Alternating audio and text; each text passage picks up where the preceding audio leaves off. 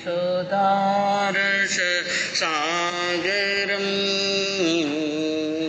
शुचितरं गुणरत्न महाकरम् भविकपङ्कजबोध दिवाकरम् प्रतिदिनं प्रणमामि जिनेश्वरं प्रतिदिनं प्रणमामि जिनेश्वरं। जय जय जय जयकार करे अरु गाय रे मंगल गान पर्व पर्यूषण आया पावन परम महान। जय जय जय जयकार करे अरु गावे रे मंगल गान पर्व पर्यूषण आया पावन परम महान। 8 दिनों का पर्व महामंगलकारी 8 दिनों का पर्व महामंगलकारी देवी देवता सभी मनावे नर नारी देवी देवता सभी मनावे नर नारी। शांति प्रेम का पाठ बढ़ावे हो जावे कल्याण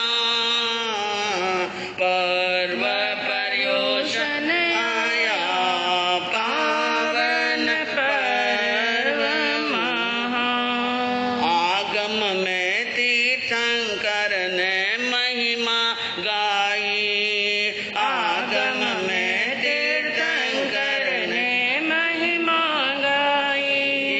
तप की कड़ियाँ जुड़ रही हैं जप सुखदाई तप की कड़ियाँ जुड़ रही हैं जप सुखदाई।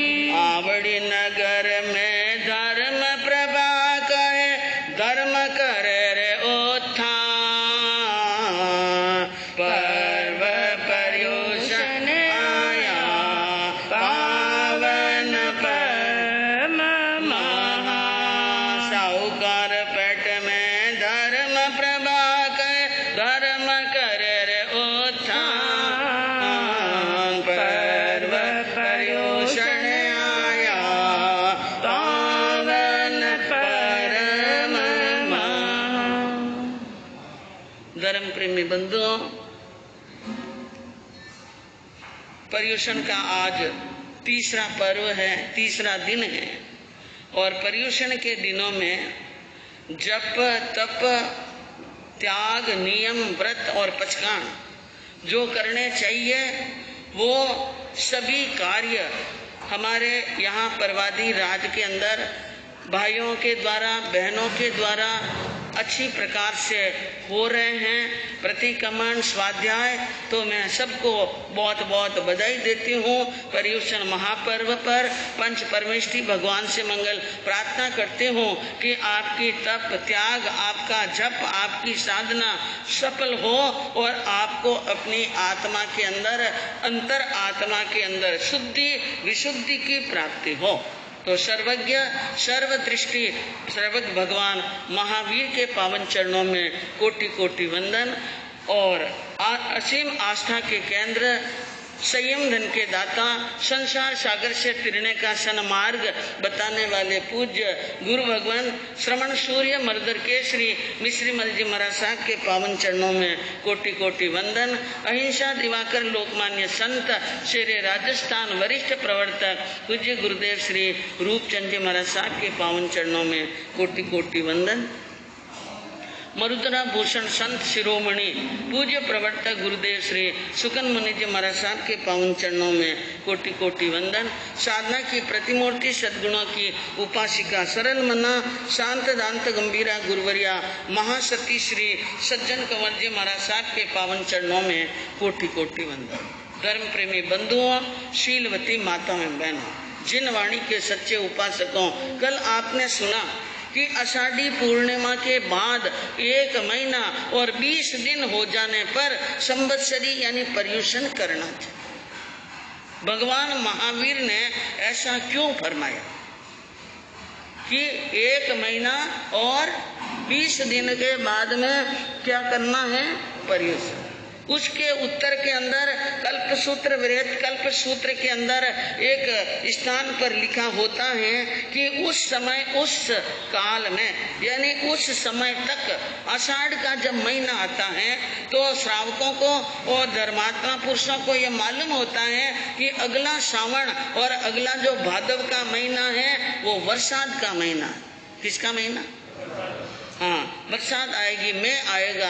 तो ऐसे बरसात के मेष के अंदर बरसात के पानी से अपने घर को लीप कर गूप कर जहीं जीर्ण शीर्ण हो गया हो, टूट गया हो, नाड़ियां बराबर नहीं हो तो उनकी नाड़ियां वगैरह क्या कर लेते हैं कि पानी आवे तो पानी का भराव नहीं होना चाहिए। यानी कहीं से जमीन टूटी हो, कहीं से दीवार टूटी हो, कहीं पर आंगन टूट गया हो तो लीप गूप करके क्या कर लेते हैं? सही कर लेते हैं। कहीं बौछार आती हो तो बौछार को रोकने के लिए कई उपाय कर लेते हैं। गोबर आदि से लीप कर पानी की नालियां साफ कर, मतलब कि ग्रस्त अपने लिए मकान आदि की व्यवस्था बराबर कर लेता है तो साधु संतों को यानी निर्दोष स्थान पर चातुर्मास करने का यानी स्थान प्राप्त हो सकता है।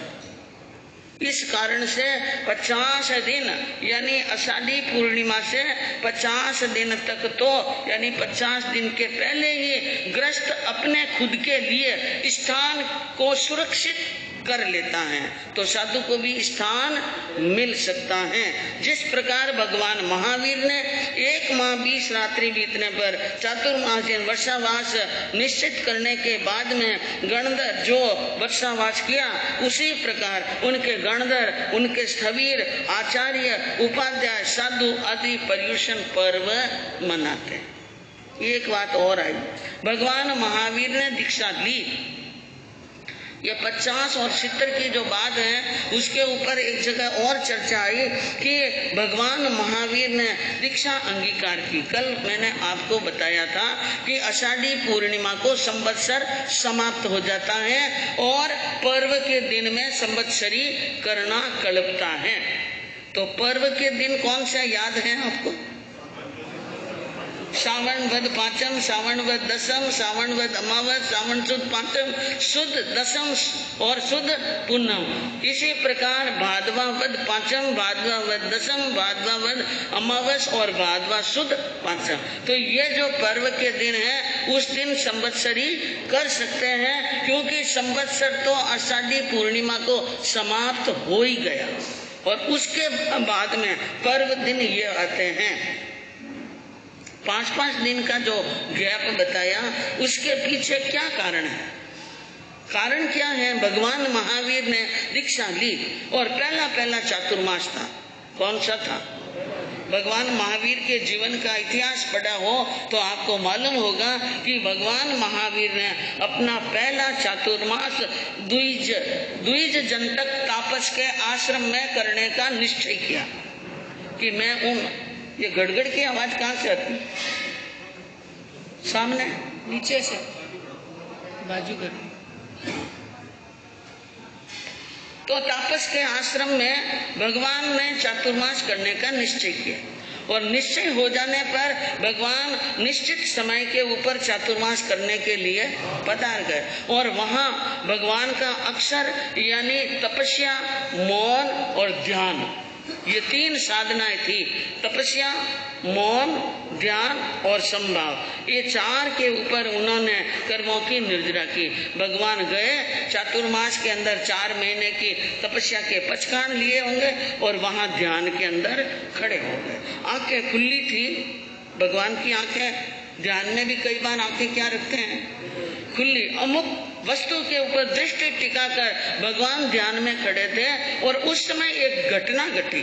क्या घटना घटी कि उस समय उस काल के अंदर यानी दुष्काल पड़ गया और दुष्काल पड़ने के कारण से खेतों में आसपास में कहीं पर घास फूस नहीं था, तो पशु घास फूस के बिना और हरी घास सूखी घास के बिना भूखे मरने लगे। तो वे चरते चरते पशु पहुंच गए उन तापस के आश्रम में जहाँ घास फूस की झोपड़ियां बनी हुई थी। क्या बनी हुई थी? झोपड़ियां बनी हुई। तो उन झोपड़ियों के पास में गए और वहां पर आश्रम की झोपड़ियों को पशु खाने लगे, झोपड़ियों को खराब और तोड़ने लगे। तो आश्रम जिन जिन की झोपड़ी थी वो साधु तापस आया, डंडा ले करके उन पशुओं को वहां से भगाने लगा और अपनी झोपड़ी की रक्षा करने लगा। लेकिन महावीर जिन झोपड़ी के आगे खड़े थे वहां पर घास फूस खाने के लिए बहुत सारे पशु आ गए चारों तरफ से, लेकिन भगवान ने डंडा लेकर उनको हटाया, क्योंकि वो किस में खड़े थे? ध्यान में खड़े थे। और उनके लिए झोपड़ी खावे तो क्या, नहीं खावे तो क्या, जो राजभवनों को छोड़कर राजपाट को छोड़कर आ जाए उनके लिए झोपड़ी कोई मूल्यवान नहीं है। वो अपने आत्मा की रक्षा कर रहे थे, बाकी तापस झोपड़ी की रक्षा कर रहे। तो तापसों ने देखा, आंखें खोले खोले सामने खड़ा खड़ा देख रहा है और इनकी झोपड़ी को पशु खा रहे हैं, आराम से खाने दे रहे हैं और इसको हटाता नहीं है। तो कुलपति को जाकर शिकायत कर ली, ये कैसा साधु निकम्मा और कैसा यानी प्रमादी है, अपने सामने झोपड़ी खाता देख करके भी इनको ताड़ता नहीं है। कुलपति वहां पर आए और आकर के मन के अंदर उन्होंने देखा, सारी स्थिति देखी और कुछ रोष में आए और कहा, कैसे क्षत्रिय कुमार हो तुम? अरे तुम्हारी आंखों के सामने झोपड़ी खा रहे हैं पशु और तुम खड़े खड़े देख रहे हो। एक झोपड़ी की रक्षा नहीं कर सके तो तुम देश की रक्षा क्या करते, राज्य की रक्षा क्या करते, प्रजा की रक्षा क्या करते? ऐसे शब्द कहे और वो शब्द भगवान के कान में पड़ गए। उन शब्दों के आक्षेपपूर्ण शब्दों को सुनकर महावीर के मन के अंदर हलचल हो गई। और क्या हलचल हुई? मौन रहे, विचार किया। जहां रहने से साधु के जहां रहने से लोगों को अप्रीतिकर लगे, प्रतीति नहीं हो यानी प्रीत नहीं हो, लोगों में साधु के प्रति प्रेम और प्रीत और सद्भावना न हो, वहां रहने से और क्या लाभ है? यहाँ रहने से कोई लाभ? जब किसी के मन में प्रीत नहीं है, स्नेह नहीं है और अपनत्व नहीं है तो वहां रहने से मतलब नहीं। और वहां पर उपदेश दे भी दे तो कल्याण भी होने वाला। पहली बात तो उपदेश सुनेंगे नहीं, और सुनेंगे तो इस काम से सुनकर इनका निकाल देंगे। तो भगवान ने ध्यान पूरा किया, ध्यान पूरा करके विहार कर लिया। वहां से क्या कर लिया? विहार कर लिया। और भगवान ने अस्थिक ग्राम के अंदर जाकर शूल पाणी यक्ष के यक्षा यतन के अंदर चातुर्मास पूरा किया। हाँ, शायद इसी घटना को लेकर भगवान के मन में यह विचार जागा हो कि जिस प्रकार मुझे अप्रीतिकर स्थान से विहार करना पड़ा, उसी प्रकार अन्य श्रमणों को मेरे समान ही कई ये स्थिति आ सकती है और उन्हें भी स्थानांतरण करना पड़ सकता है। अतः कल्प रखा गया आषाढ़ी पूर्णिमा से 50वें दिन, आषाढ़ी पूर्णिमा से 50 दिन। तो आषाढ़ी पूर्णिमा में जब कोई साधु चातुर्मास करने के लिए आए तो पूर्णिमा से लगाकर 50 दिन तक साधु को इस बात का पूरा ज्ञान हो जाता है कि यहाँ मेरे चातुर्मास करने लायक स्थान है या नहीं, यहाँ के श्रावक हलुकर्मी है या नहीं, मेरे ज्ञान दर्शन चारित्र में बाधा उत्पन्न करने तो नहीं वाले तो नहीं है, या मेरी समाधि को भंग करने वाले तो नहीं है, या किसी प्रकार का उपद्रव करने वाले तो नहीं है। इन 50 दिन तक वहां रहने से इन बात का मालूम पड़ ही जाता है। तो 50वें दिन संवत्सरी का प्रतिक्रमण करना चाहिए। और जहां संवत्सरी का प्रतिक्रमण कर दिया, अब वहां से चाहे कैसा ही उपद्रव आ जाए, विहार करना कल्पता 70 दिन रहना। वहां पर कितने दिन रहना? 70 दिन। तो पर्युषण पर्व मनाने की एक ऐतिहासिक पृष्ठभूमि इसको समझ ले। किसको समझ ले? 50 और 70। 50 दिन के अंदर तो बीच में विहार करना पड़े कोई कारण से तो कर सकते हैं, लेकिन संवत्सरी का प्रतिगमन करने के बाद में विहार नहीं कर सकते हैं। इसलिए 70 दिन का महत्व अत्यंत ज्यादा बताया। तो 50 दिन की अपेक्षा आगे के 70 दिन का महत्व ज्यादा दिया गया है। उन 70 दिनों के पूर्व पर्युषण करना ही है। 70 दिन के पहले क्या करना है? पर्युषण। इस दृष्टि से यदि हम अगले 70 दिन का महत्व एक मत से स्वीकार कर लें तो संवत्सरी क्या हो सकती है? एक हो सकती हैं। पर्युषण वास्तव में एक स्वर से मनाए जा सकते हैं, किंतु दुर्भाग्य हमारा यह है कि सब अपनी अपनी तर्ज पर चलते हैं। तो यह बात हुई कि 5-5 दिन के गैप से संवत्सरी करना और उसके बाद में संवत्सरी के प्रतिक्रमण के बाद में 70 दिन कहाँ रहना है? वहीं पर रहना है। तो यह बात आपकी समझ में आई है।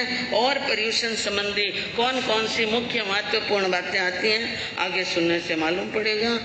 ओम अरहम सिद्ध पद नामे सूर्य उपाध्याय गुण धामे सर्व साधु गण प्रणमामि सरस्वती सद्गुरु उरलाओ कृष्ण यश पवनो वर चाओ कृष्ण गुण गावो मेरी जान कृष्ण गुण गावो गुण अनुपम यादव का वीर वर गिरधर माधव का कृष्ण गुण गावो मेरी जान कृष्ण गुण गावो। कल आपने सुना श्री कृष्ण का जन्म हुआ और वसुदेव जी ने अपने लाडले पुत्र को गोदी में उठाकर और यमुना को पार कर मथुरा को पार कर नंद बाबा यशोदा के घर पहुंच गए और पुत्र को वहां पर छोड़ दिया। वापिस वहां से रवाना होकर आ गए और गोकुल के अंदर श्री कृष्ण का जन्म महोत्सव यानी नंद परिवार ने बड़े हंसी खुशी और महोत्सव के साथ में मनाया। और गांव नगर के और गोकुल की स्त्रियां और गोकुल के गोप आ आकर के बधाई दे रहे हैं और रंग बदावने हो रहे हैं और वहां पर गीत गाए जा रहे हैं और श्री कृष्ण को हाथों हाथ झुला रहे हैं और श्रृंगार कर रहे हैं और श्री कृष्ण को कई प्रकार के छोटे बड़े आभूषण पहना करके और उनका श्रृंगार कर रहे हैं। माता यशोदा की गोद में बच्चा लालन पालन करता हुआ बड़ा हो रहा है और आठम का जन्म हुआ और 4 दिन निकल गए। कितना दिन निकल गए? कौन सा दिन आया? बारिश। और भादवा की आठम के बाद में जो बारिश आती है उनको कौन सी बारिश बोलते हैं? वत्स बारिश। कौन सी बारिश? वत्स बारिश। ये वत्स बारिश का त्योहार जो भी है वो रानी देवकी ने निकाला। देवकी ने, क्योंकि देवकी को अब जाना था सोरीपुर। कहाँ पहुंचना था? क्योंकि 7 गर्भों का जन्म हो चुका था, उनका वचन पूरा हो चुका था। इसलिए अब समुद्र विजय जी जो सोरीपुर में राज्य कर रहे थे, वसुदेव जी को देवकी को सोरीपुर जाना है और देवकी जानती है मेरा पुत्र कहाँ पर है? गोकुल के अंदर। तो जाने से पहले एक बार मैं अपने पुत्र को देख लूं। लेकिन बिना कारण अगर गोकुल में जावे देवकी तो कंस को पता चलता है, शंका हो सकती है कि देवकी वहां क्यों गई। और राजा महाराजाओं के तो बार बार शंका करना एक स्वभाव पड़ जाता है। हाँ, काम तो कच्चा है ही, लेकिन शंका ये वहां पर क्यों गया, ये वहां पर क्यों हुआ, इसने इससे क्या बात की, ये कहाँ का है, वो कहाँ का है, मेरे मित्र कितने हैं, मेरे शत्रु के, कहीं कोई गड़बड़ तो तो अब जाना कैसे, देवकी को वहां पर कैसे जाना, इसलिए उसने कंस के दरबार तक, कंस तक बात पहुंचाई कि आज बारिश है और मुझे गौवत्स की पूजा करनी है। किसकी? गौवत्स यानी जो जन्मे हुए, नए नए जन्मे हुए छोटे छोटे गायों के बछड़े हैं, मैं उन बछड़ों की क्या करूंगी? पूजा। तो गौवत्स के बछड़ों की पूजा करेगी, तो बछड़े तो गोकुल में हैं, गायें कहाँ पर हैं? गोकुल में हैं। गोकुल में जाना है, इसलिए उसने यह एक बहाना बनाया। क्या बनाया? बहाना। और ये परंपरा चल पड़ी कि जब भी भादवा वद बारिश आवे तो बहनें गौवत्स की क्या करती हैं? हाँ, हमारे जैन धर्म वाले तो कम करते हैं, लेकिन हिंदू धर्म में इसका क्या है? महत्व है। वो वहां पर जाती हैं पूजा करने के लिए। तो ये बात फैला दी राज्य के अंदर, कंस के दरबार के तक, कि वो पूजा करने के लिए जा रही हैं। द्वादशमी भादव तने और वत्स पूजवा मात, देवकी गोकुल धाम में चली सखियन के साथ। देवकी गौवत्स की पूजा करने के लिए जा रही है। और एक्चुअल में बात क्या है? देखना किसको है? कृष्ण को देखना। अब गौवत्स की पूजा का तो एक क्या था? बहाना था। सखियों को साथ में लिया, थाली पूजा की साथ में लिए, और वहां से रथ में बैठकर देवकी गोकुल की तरफ क्या होती हैं? हाँ, अरे माता आई मोद सो पूजन बछड़ा, माता आई मोद सो पूजन बछड़ा, कुंकुम चंदन पास तिलक करे सकरा, कुंकुम चंदन पास तिलक करे सकरा। माता आई मोद सो, बड़ी खुशी के साथ में देवकी दास दासियों और सखियों के साथ में रथ में बैठकर आई हैं, थाली लाई हैं, चंदन कुमकुम लेके आई हैं, गोकुल के अंदर पहुंच गई और गायों के नन्हे नन्हे सुंदर सुंदर बछड़ों के ललाट पर तिलक करती हैं, कुमकुम और चंदन का माला पहनाती हैं और उनके मुंह में लड्डू भी देती हैं। सारे गोकुल में फिर फिर कर एक एक बछड़े की पूजा की, एक एक बछड़े का तिलक किया। और बात मालूम पड़ी नंद बाबा और यशोदा को कि देवकी गोकुल के अंदर, देवकी गोकुल में आई हैं। कारण समझ में आ गया कि किस कारण से आई हैं। इसलिए यशोदा ने तनिक भी देर नहीं की, अपनी दासियों को और अपनी सखियों को कहो जाओ और मेरी सखी को जाकर के समाचार देखो कि तुम्हारी प्रिय सखी ने पुत्र को जन्म, पुत्र को क्या दिया है। हाँ, इसलिए जब वो गोकुल से गायों की पूजा करके बाहर निकलकर रथ में बैठकर मथुरा की तरफ जाने के लिए तैयार हुई, उसी वक्त यशोदा की दासियां पहुंच गई और उन्होंने कहा, अरे भाई जसोदा जायो लाडने सुंदर लालो, जो देखण री है चाह भाई साचा लो, कद कद अठे पदार सो सहज आया, रखो बहनी रिवाय अवसर है पाया।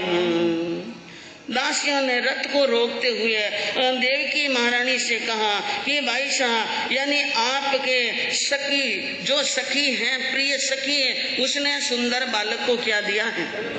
जन्म दिया है। बहुत ही सुंदर है, हम तो देख देख कर निहाल हो रहे हैं, पूरा गोकुल और गोप गोपियां देख रहे हैं, बहुत सुंदर हैं। आपको भी देखना हो तो सखी के घर चलो।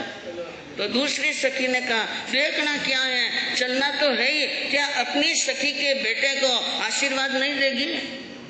आशीर्वाद तो देना ही है। और वहां पर प्रधान अपनी बहन को यानी सखी को बधाई भी देनी है कि तूने ऐसे सुंदर लाल को क्या दिया, जन्म। दासियां बातें कर रही हैं, देवकी मन में समझ गई, देवकी को जाना तो था ही, लेकिन लेकिन उसकी दासियों के कहने पर बात समझ में आई। उसने कहा ऐसी बात है, मेरी सखी ने सुंदर लाल को जन्म दिया है तो मैं उनका आशीर्वाद देने के लिए, उनके सिर पर हाथ रखने के लिए जरूर जाऊंगी और मेरी बहन बेटे सखी को बधाई भी दे दूंगी। इसलिए शीघ्र ही मैं यानी रथ में बैठ करके घर पर आती हैं। यशोदा इंतजार कर रही थी और उनकी गोद में वो सुंदर लाल था और आते ही देवकी ने उन बच्चे को देखकर कहा, वाह भाई सुंदर और ऐसा सुकुमार और ऐसा निका, ऐसा अच्छा भाग्यशाली पुत्र को तूने क्या दिया है। अरे बेनड़ थारो बालोड़ो मोय दिखला दे, तो पे तूठा जगत पति दे रड़िया पूरा दे।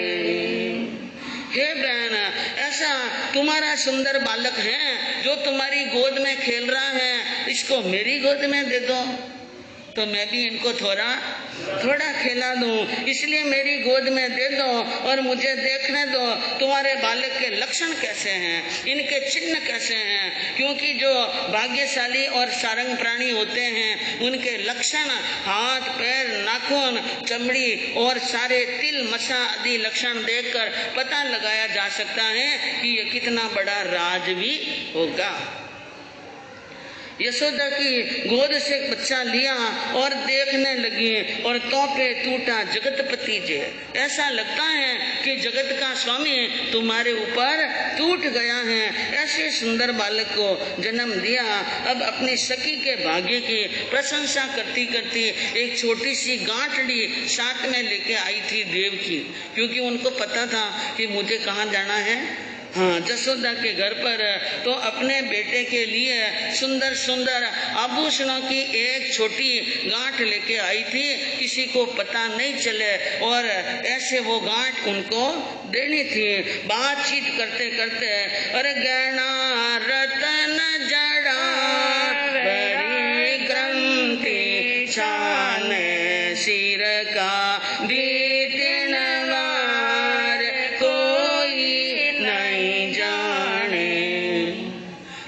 करते करते और अपनी सखी का हाथ पकड़ते नजदीक सिरक गांठ रख दी उनकी गोडे के नीचे। किसी को पता ही नहीं चला कि क्या रखा। और यशोदा भी कोई कम चतुर नहीं थी, 1 मिनट में ग्रंथि गायब कर ली। कोई चौक से करे तो भी दिखने वाली नहीं, क्योंकि कंस की दासियां साथ में। किसकी? कंस की दासियां, जो सिखा करके भेजी हुई दासियां साथ हैं। वो अगर मालूम पड़ जाए और कंस को खबर लग जाए तो ये 4 दिन का बच्चा है, वो कुछ भी कर सकता है। इसलिए माँ को तो अपने बेटे की क्या रहती है चिंता। अपने बेटे के सुकुमार शरीर को देखकर और उसने नंद बाबा की पत्नी अपनी सखी यशोदा को क्या कहा, माता देवकी ने, कि तुम हे यानी सखी अपने इस बच्चे के खाने पीने का पूरा क्या रखना। माँ सबसे ज्यादा ख्याल बच्चे का किस चीज का रखती है? खाने का, पीने का, नजर नहीं लग जाए, टोका नहीं लग जाए, नीचे नहीं गिर जाए, घुटना नहीं फूट जाए, हर बात का क्या रखना, ध्यान रखना। साथ साथ में रहना, अकेला कहीं पर जाने मत देना। और क्या खिलाना इसको? अरे दयारू दूध खिला बजे देनो मातीरो मिसरी मायर लाय बालुड़ो निको लोभ मती ना राख लचको लूणी रो अंगूरी दिजे चटाय सीरो चीणी रो। माँ ने संकेत कर दिया कि हे यशोदा, तुम्हें इस बालक को क्या खिलाना है? दूध और दही और दूध खिलाओ। दही खिलाना, दूध खिलाना, लेकिन कौन सी गाय का? जो हष्टपुष्ट गाय हो, जो निरोग शरीर वाली हो, जो मजबूत हो, ऐसी बलिष्ठ गाय का दूध और दही और मिश्री माय रलाए। दूध में क्या डालना? मिश्री डाल करके इसको खिलाना। यह बालक कोई साधारण बालक नहीं है। और एक बात और कह दूं कि यूं तो तू दिल की बहुत उदार है, लेकिन फिर भी कभी कभी लोभ कर लेती होगी, लेकिन लोभ मती ना राख जाए। खाने पीने की चीज में क्या मत रखना। हाँ, लोभ मती ना राख, लचको लूणी रहो। हमेशा कलेवा किससे कराना? माखन का कलेवा करा देना, और इनको माखन, दूध, दही, घी धाप धाप कर खिलाना, और अंगूरी दीजिए चटाई, और शीरो चीनी को, और चीनी का क्या करना? हलवा करना, और फिरती गिरती अंगुली चटाती रहना, और इनको खाने पीने का ध्यान रखना। और बच्चे के सिर पर हाथ रखते हुए माँ ने आशीर्वाद दिया, और चिरंजीव आनंद में दुखड़ा टल जो, मोटो मेरु समान सुख माहे जिल जो, माता दी आशीष जानो नहीं चावे, दीदासी आंख लगाय वीरिया मत लावे, सट 40 में डाल मुनि मिश्री डाके, है मोहतणो पंपाल जगवासी राखे। अब देखिए, माँ ने आशीर्वाद दिया। पहले आशीर्वाद चिरंजीव हो, उम्र क्या हो तुम्हारी? बड़ी उम्र हो, और जीवन में हमेशा आनंद ही आनंद हो, और जो भी दुख संकट विपत्ति है, हे पुत्र तुम्हारे से यह सब क्या रहे, दूर रहे, और बड़ा व्यक्ति बनना। आप क्यों ना पोता ने मोटो आदमी बन जाए, कहीं बन जाए, मोटो मेरु समान। देवकी ने कहा मेरु पर्वत के समान बड़ा बनना, और सुख माहे जिल जो, सुख ही सुख आए। माँ ने आशीष दी, और अब वो जाना नहीं चाहती हैं। अब ऐसे सुंदर लाल को और अपने बेटे को गोदी में खिलाती हुई माँ के समय निकल रहा है, लेकिन वो बच्चे को नीचे नहीं रख रही हैं। उनकी जो खुद की खास दासी थी, उसने आंख मारी, अब यहाँ से क्या हो जाओ।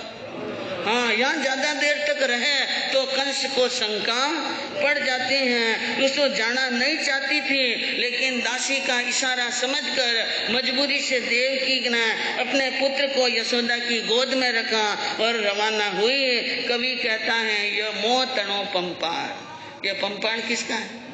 सारा झगड़ा, सारा दुख मोह का है। देवकी श्री कृष्ण वासुदेव की माँ है, और अभी आपने सुना कि कैसे रो रही थी।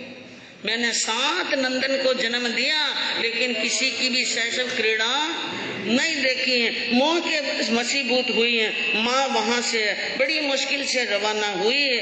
मिस करके गौ वत्स को वत्स निहायो निज, गई मन दूमणी बन महल, जानियो पुत्र सकज।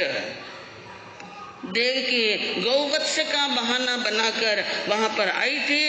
अपने बेटे को देखा, आशीर्वाद दिया। जाते वक्त मन आमण दूमड़ा, मन फीका पड़ गया। अपने लाडले को छोड़कर जा रही हैं, लेकिन ये एक बात निश्चित हो गई कि बेटा बलवान है। मेरा बेटा क्या है? बलवान है। इनका बाल भी बांका होने वाला नहीं है। उस विदुषी महारानी ने सब बात समझ ली। अब धीरे धीरे वह कृष्ण गोकुल में क्या हो रहे हैं? बड़े हो रहे हैं और अपनी बाल लीलाएं कर रहे हैं। वंशीधर खेल नित खेला, संग में गोपिन का मेला, आंगन में पानी का रेला, गुड़ा दे पानी घट सट के, गोदी से एक कदम ही छिटके, कृष्ण गुण गावो मेरी जान, कृष्ण गुण गावो। श्री कृष्ण वहां पर खेल खेल रहे हैं और गोपियां और गोप के बालक उनके साथ में मेले की तरह घूमते हुए रहते हैं। और पानी, आंगन के अंदर पानी का रेला, और बच्चों को पानी बहुत प्रिय है।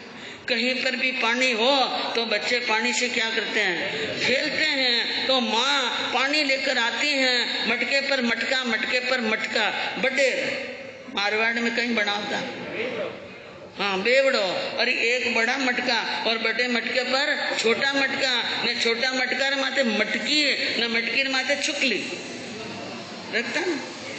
देखिए ऐसी पानी की बडेर बना करके रखती हैं और बच्चा घुटनों के बल पर चलता चलता जाता है और उन बडेर को एक जगह स्थिर करने के लिए नीचे चारों तरफ कंकर लगा देते हैं। क्या लगाते हैं? कि वेर बडेर गुड़े नहीं, इसलिए अडोकन, उसको भी आप बोलते हैं मारवाड़ी में अडोकन।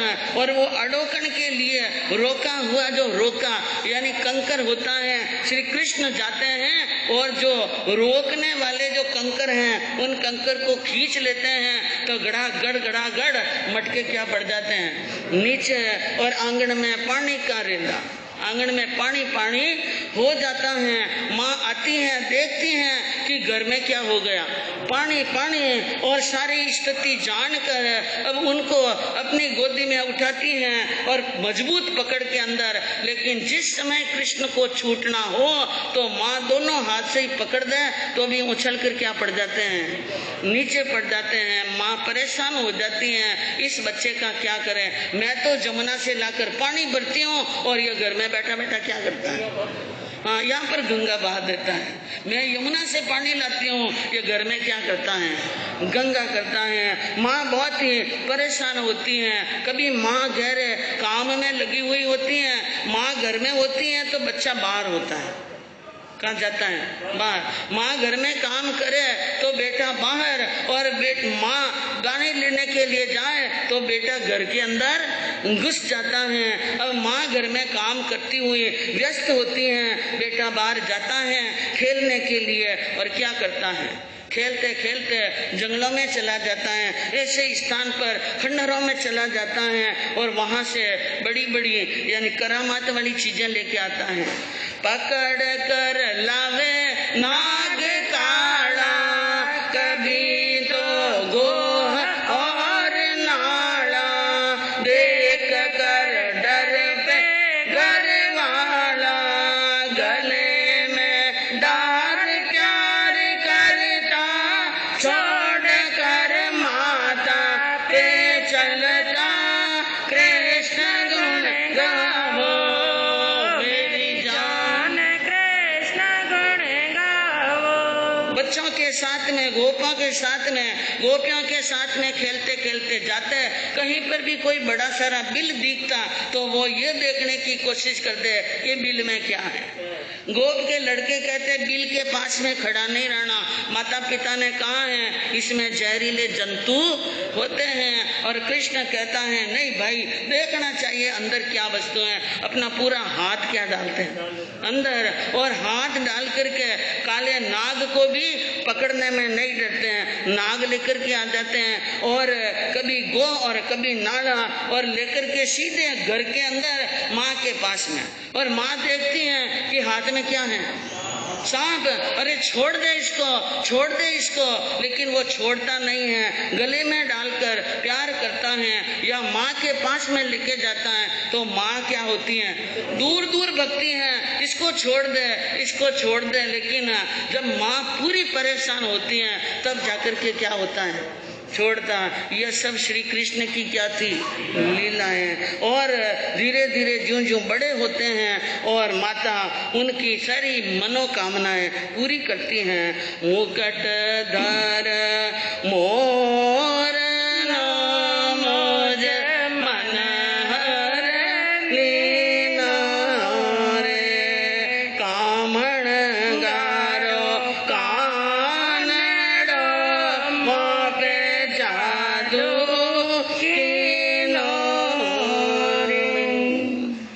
गोकुल के अंदर रहने वाली गोपियां और गोप ग्वाले सबके सब बच्चे और स्त्रियां ऐसी मोहित हो गई कि जैसे कन्हैया ने तो कामणी कर लिया।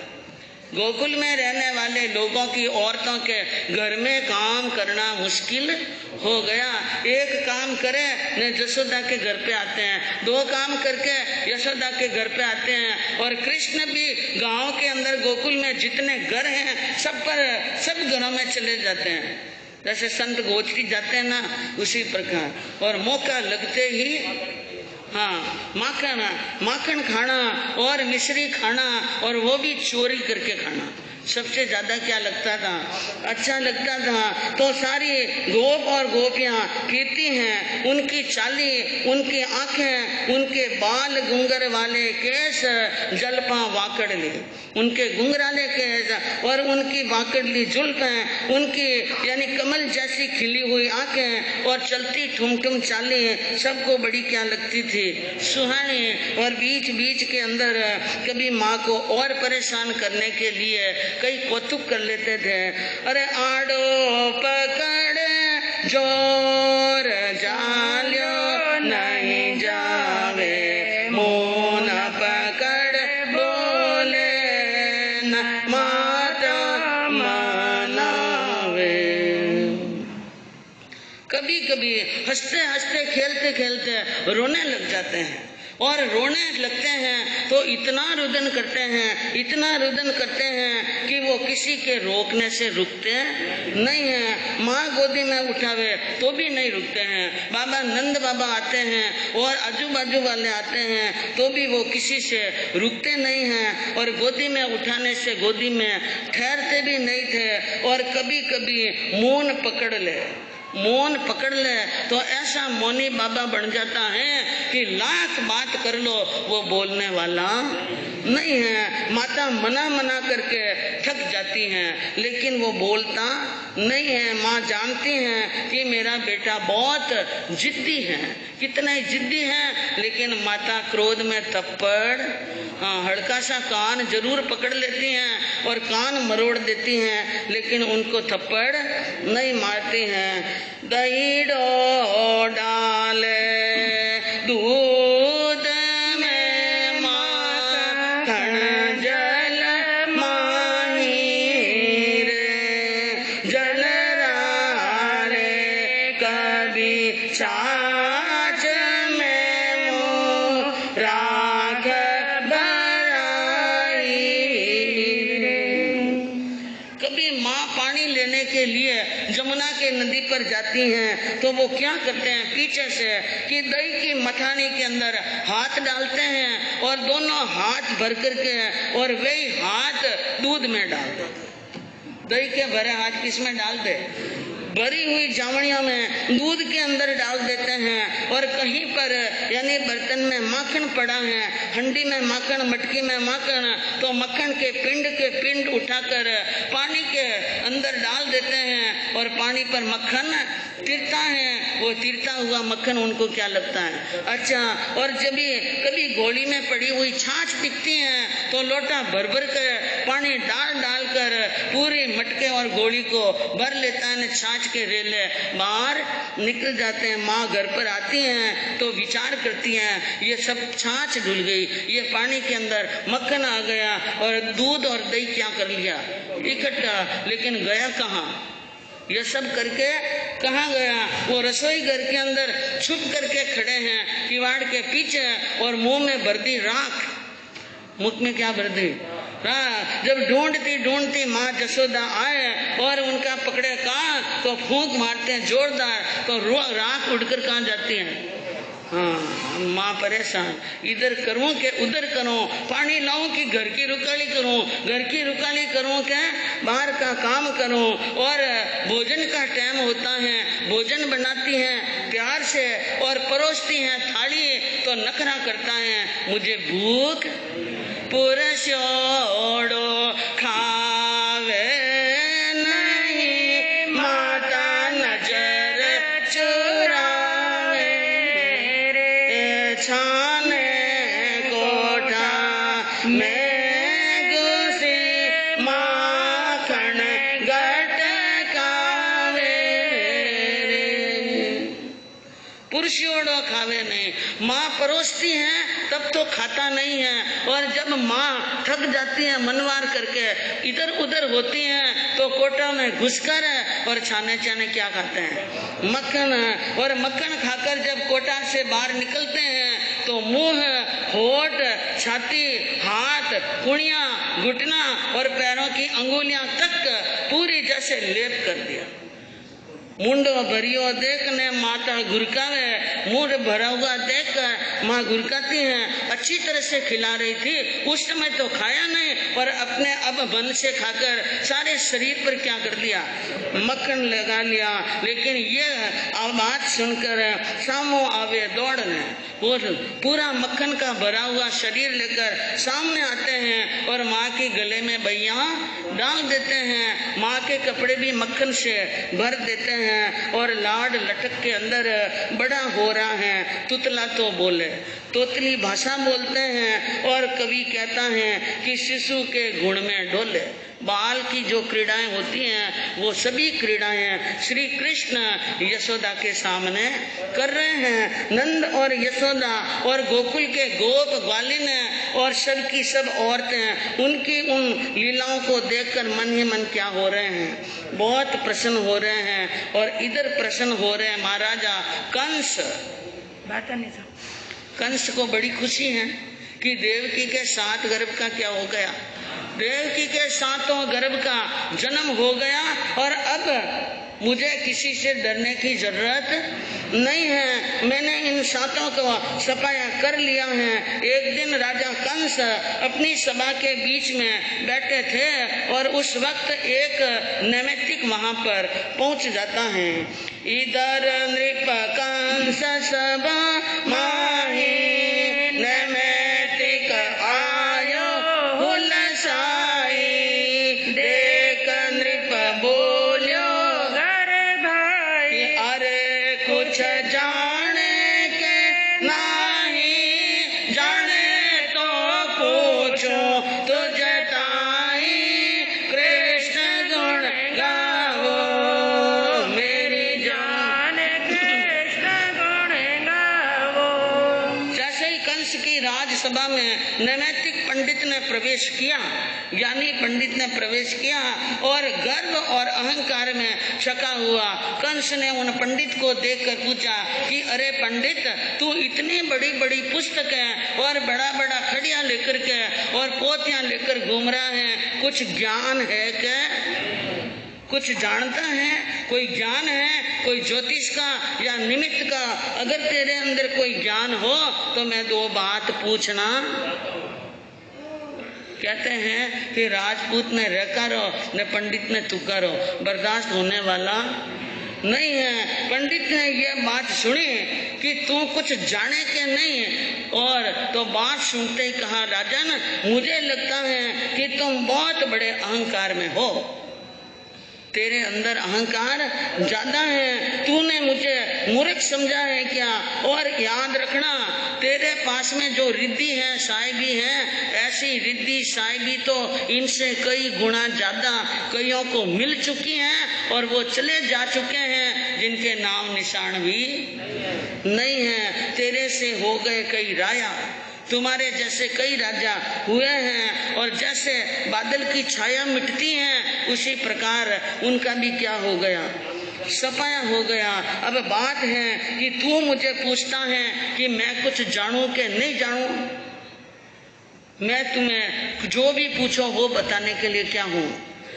और इस धरती पर तीर्थंकर जैसे महाबली अनंत बली हुए और चक्रवर्ती हुए, वासुदेव हुए, इंद्र चंद्र और नागेंद्र हुए, और जो किधर गए उसका कोई पता नहीं है। यानी कहते हैं कि धरती पे जिसका दबदबा था, धरती पे जिसका दबदबा था, बुलंद अर्श पे जिसका नाम था, उसे फलक ने यूं मिटा दिया कि मजार तक का पता नहीं। जिसका धरती पर इतना दबदबा था कि नाम लेते ही 3 दिन तक बुखार चढ़ता था लोगों को। और जिनके नाम से धरती यानी जिनके नाम से लोग कांपते थे और जिसके धरती पर चरण न्यास करने से धरती थरथर कांपती थी और अपने कारनामों से अपना नाम इतना बुलंद ठेठ फर्श से अर्श तक लेकर के गए, उनको भी समय की आंधियों ने मिटा दिया। उनके मजार, उनकी हड्डियां कहाँ पड़ी हैं, उनका यानी दफन कहाँ हुआ है, कोई पता। हाँ, इसलिए इतना गर्व काम का नहीं है। और बात यह है, आय व्यय जीवन अरु मरणा, उसी का करता हूँ निर्णा। पूछले जो भी चित वरना, डंके की चोट बताऊंगा, एक नई बात छिपाऊंगा। कृष्ण गुण गावो मेरी जान, कृष्ण गुण गावो। ब्राह्मण ने कहा, आय व्यय कितनी आमदनी है, कितना व्यय है, जीवन कितना है, और मरण कैसे होगा, कौन मरेगा, कहाँ मरेगा, कब मरेगा, और इन सब बातों का निर्णय करता हूँ। डंके की चोट बताऊंगा। क्या पूछना है, मैं डंके की चोट बताने के लिए तैयार हूँ, एक भी बात नहीं छिपाता हूँ। और यह बात सुनी कि इतनी बातें बता सकता है, तो कंस ने कहा, ब्राह्मण तुझे अहंकार बहुत ज्यादा है, अपने ज्ञान का क्या है। अहंकार तो उनको खुद को है, लेकिन अहंकारी को सामने वाला भी क्या दिखता है, अहंकारी। पीड़ित के रोगी को सारी दुनिया क्या दिखती है, पीड़ी दिखती है। उसने कहा, मैंने समझ लिया है, मैं एक बात पूछना चाहता हूँ। मैंने इस दुनिया में आकर के जन्म लेकर के मैंने कई राजाओं को मौत के घाट उतार दिया, कईयों को निर्वंश कर दिया, कईयों के मान का मर्दन कर दिया, कईयों को जेल के बीच में डाल दिया। गिना नहीं सिद्ध साधु अवधूत ओ लिया। मैं कोई साधु भिक्षु या संत को गिनने वाला, ये सब ढकोसले हैं, ये सब ढोंगी हैं। और मैं न मानवों से डरता हूँ न दानवों से डरता हूँ। किसी की भी चोट मुझे नहीं मार सकती है। किसको सुखी करना, किसको दुखी करना, किसको मारना, किसको जिंदा रखना, किसका पालन पोषण करना, किसको पछाड़ना, सब मेरे हाथ में है। मैं चाहूं जैसा होता है। मैं भय नहीं खाता हूँ, किसी से भय नहीं खाता हूँ, और न किसी के सामने शीश झुकाता हूँ। और एक बात, ऐसा नहीं जीना मात मकु आसंवारे। मेरी सोच यह है, माँ ने 8 दिन तक ऐसा लाल को जन्म नहीं दिया जो मेरे सामने आकर टिक सके या मेरा सामना कर सके। अब तुम बताओ, मेरी यह बात है, इस बात को अंदर सत्य कितना है। ऐसी मेरी धारणा को सत्य या असत्य गिनो, चौड़े बतलाए पंडिताई को दिखाए दे। मरूंगो ता स्वयं तवा मार लेंगे ऑन कोई, तेरे ज्ञान बीच हो तो अद्य दर्शाए ले। नाह कभी तंडाबाद मैं हूँ नहीं, मानन हारो युक्ति युक्त बात सत्य मको बतलाए दे। नहीं तो उतारू शीश उठा के धरूंगो जेल, ऐसो सुको फूल नहीं फूंकते उड़ाए दे। कंस ने कहा, जो मेरी ये धारणा है, जो मैंने तुम्हारे सामने रखी, यह धारणा सत्य है कि असत्य है। अगर तेरे ज्ञान में, पंडिताई में समझ में आवे तो जल्दी बोल दे। मैं स्वयं मरूंगा मेरी मौत से, या मुझे कोई आकर के मारेगा। और ये भी बात आज ही बता दे। एक बात का ध्यान रखना, निर्णय करने के पहले अच्छी तरह सोच लेना। इस बात को यूं नहीं कि तूने कह दिया ने मैंने मान लिया। उनके लिए प्रमाण चाहिए। क्या चाहिए? प्रमाण चाहिए। बात युक्ति युक्त सच्ची होगी तो ठीक, नहीं तो सिर उतारते देर लगने वाली नहीं है। और मैं ऐसा कोई सूखा हुआ फूल नहीं हूं कि फूंक दी न उड़ जाऊं। हाँ, मेरे सामने बात करने के पहले अच्छी तरह से क्या कर लेना, सोच लेना। नृपति वचन सुन विबुध तब, और बोल उठ्यो ललकार। मैं न डरता हूँ मौत से कहूँ सत्य आचरण। पंडित ने सारी बातें सुनकर और ललकारते हुए कंस को कहा, रे राजा कंस, बात सुन ले, खरी खरी हिम्मत जुटा ले, क्योंकि यह बात सच्ची है लेकिन कड़वी भी।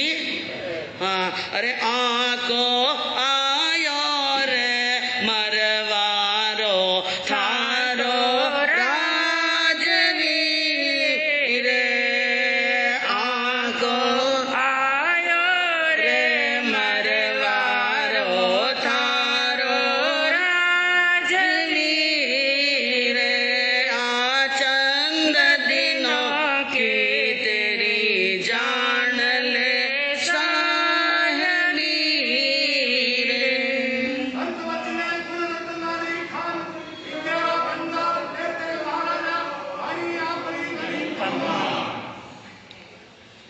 पंडित ने कहा कंस को कि हे कंस सुन ले, आको आयो मरवारो, मरने का क्या आ गया है, समय आ गया है, इस बात को गांठ बांध ले। और मरने का समय और ये जो साहबी, ये राज और ये रिद्धि और ये जो रुतमा, यह ज्यादा समय का नहीं है, जाने वाला है, इसको भी मान दे। और तुम्हें चाहिए प्रमाण, क्या चाहिए प्रमाण, तो मैं एक दो नहीं कहे जितने प्रमाण देने के लिए क्या हूँ, तैयार हूँ। पहला प्रमाण है, अरे तेरी कष्ट पूतना पासी जिनके हाथों से मर जासी, कालो नाग नाथ कर लासी, उठासी गोवर्धन नक ऊपर सुन ले बाजवीर। हे राजन, कान खोल करके सुन लेना, तुम्हारी पूतना नाम की जो राक्षसी हैं, वो राक्षसी जिनके हाथों से कष्ट को प्राप्त कर मौत के मुंह में चले जाए, समझना यही काल है, यही मुझे मारने वाला है। और कालो नाग नाट कर लाशी, जो यमुना के अंदर कालिया नाग हैं, उसको नाच करके ऊपर लेकर आ जाए, समझ लेना वही तुझे मारने वाला होगा। और तीसरा प्रमाण है, गोवर्धन पर्वत को अपने नक पर, अंगुली पर धारण कर ले, समझ लेना वही तुम्हारा शत्रु है, वही तुझे मारने वाला है। ये तीन प्रमाण, और क्या चाहिए, और सुन ले, लेगा गुजरिया से दान हर से हय मेंढक प्राण मारे, मल्ल दो हर मान चंपक गज को मुष्टि प्रहार मार उछाल सी रे, आको आयो रे मरवारो तारो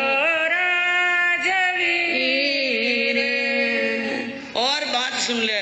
गोकुल से आने वाली ग्वालिनियां हैं जो दूध दही घी और मक्खन मथुरा के शहर में आकर के बेचती हैं, उनसे कर वसूल करना लग जाए, टैक्स लेना लग जाए, तो समझ लेना यही मुझे मारने वाला है।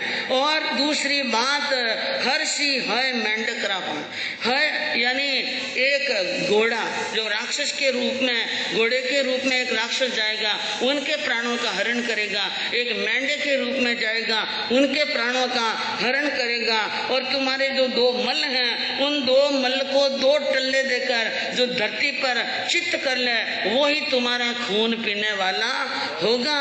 और चंपक नाम के गज को मुष्टि के प्रहार से आकाश में उछाल दे, समझ लेना वही मेरा क्या है, प्राण हरता यमदूत हैं, इसके अंदर कोई शंका लाने की बात नहीं है। तो और वो पंडित राजसभा में ही बैठा है और क्या क्या प्रमाण देता है, क्या क्या बातें कहता है, सारी बातें सुनकर कंस मन के अंदर क्या विचार करता है, आगे सुनने से मालूम पड़ेगा।